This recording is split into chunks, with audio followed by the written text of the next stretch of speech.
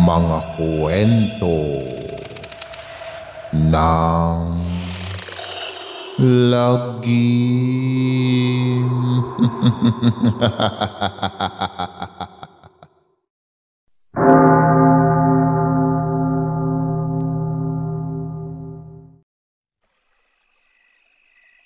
Kamusta na mga giliw naming tagapakinig? Pwede po kayong mag-comment kung nasang lugar kayo para ma-shoutout namin kayo at kung taga saan kayo. Maraming salamat mga giliw naming tagapakinig. Simula kasi nang tumuntong sa ika-6 na baitang ang dalagitang si Nena, ay nagsumikap ito na matutong bumasa at sumulat dahil nais nitong makapagtapos ng elementarya. Sige po inay, papasok na po ako sa bahay. Aayusin ko lang ang mga gamit ko. Magalang na sagot naman ng dalagita habang pinupunasan nito ng kanyang mga palad ang mga inosenteng luha at tumutulo sa kanyang mga mata. Matapos ilagay ni Nena ang kanyang mga kwaderno, lapis at aklat sa loob ng kanyang maliit na bag, ay dali itong pumasok sa kanilang munting tahanan.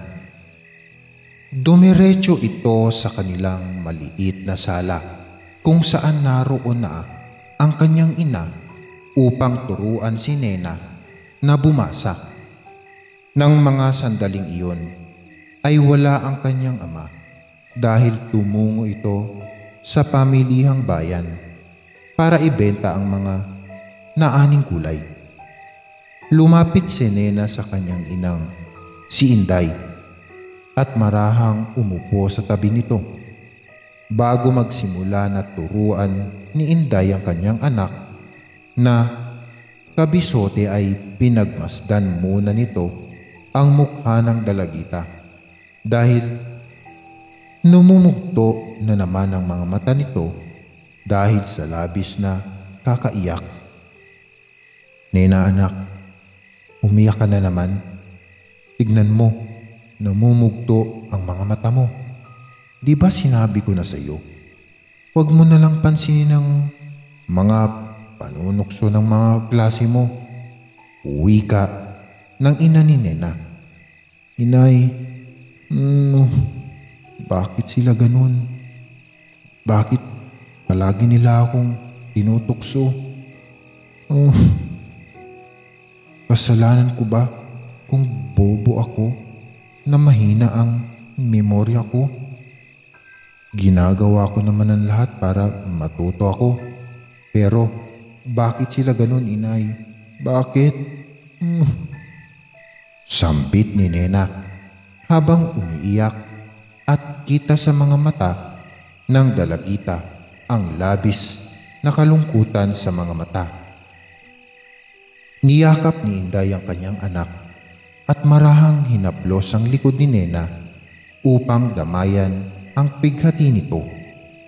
Nena, tama na. Huwag ka nang umiyak.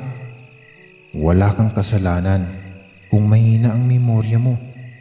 Kami ang may kasalanan dahil hindi ka namin naturuan ng maayos.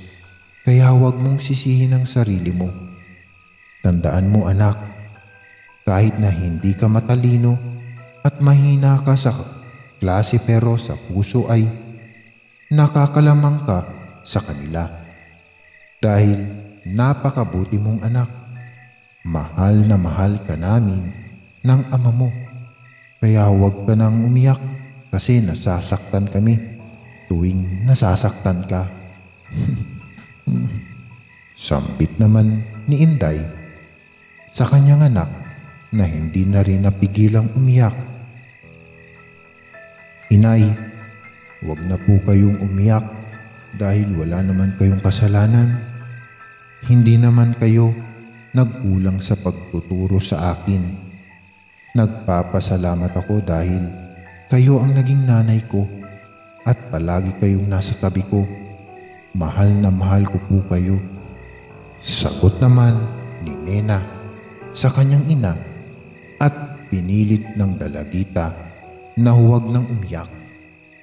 Matapos ang mapagdamdaming usapan ng mag-ina ay nagsimula ng turuan ni Inday magbasa si Nena.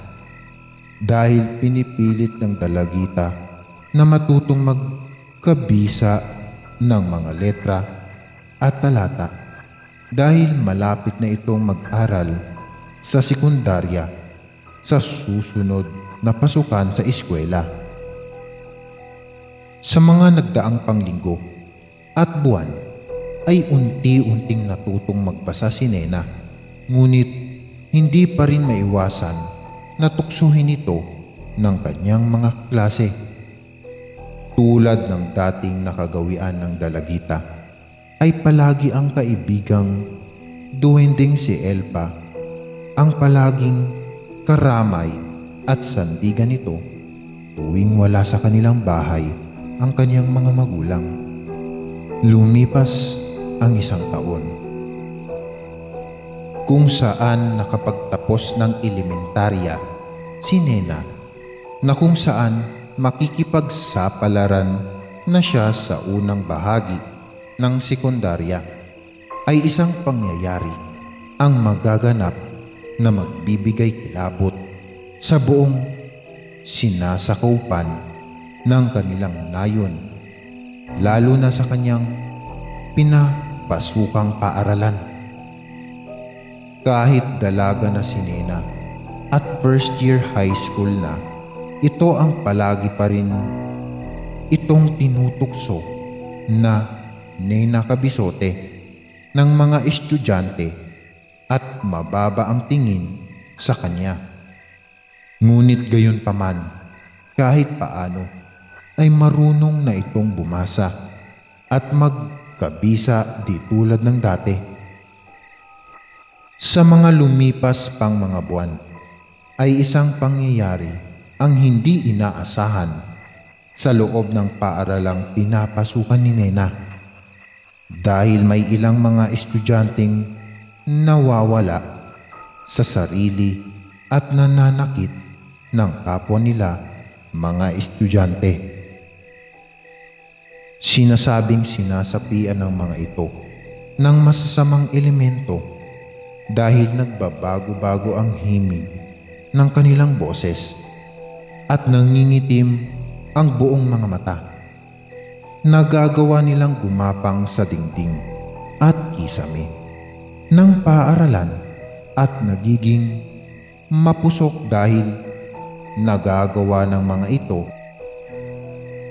na manakit ng mga kapwa nila estudyante, hanggang dumating sa punto na isang mag-aaral ang namatay dahil pinaslang ng isang estudyante na sinasapian ng masamang elemento na labis ikinababahala ng pamunuan ng paaralan.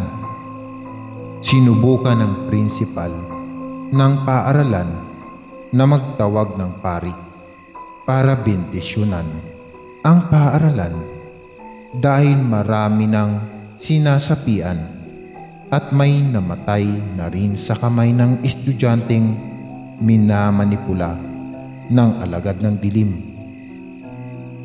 Subalit, habang sinasagawa ng pari ang pagbabasbas ng banal na tubig sa kabuhuan ng paaralan, ay nagulantang ang buong mga estudyante at mga guro dahil biglang lumutang ang pari sa ere habang hinahawaan nito ang sariling liig na halatang sinasakal.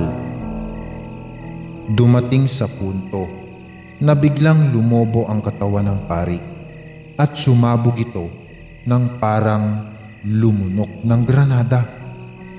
Halos pumilandit ang sariwang dugo at gutay-gutay na katawan ng pari sa sahig ng paaralan at nagkalat rin ang utak nito dahil pati ulo ng pari ay sumabog.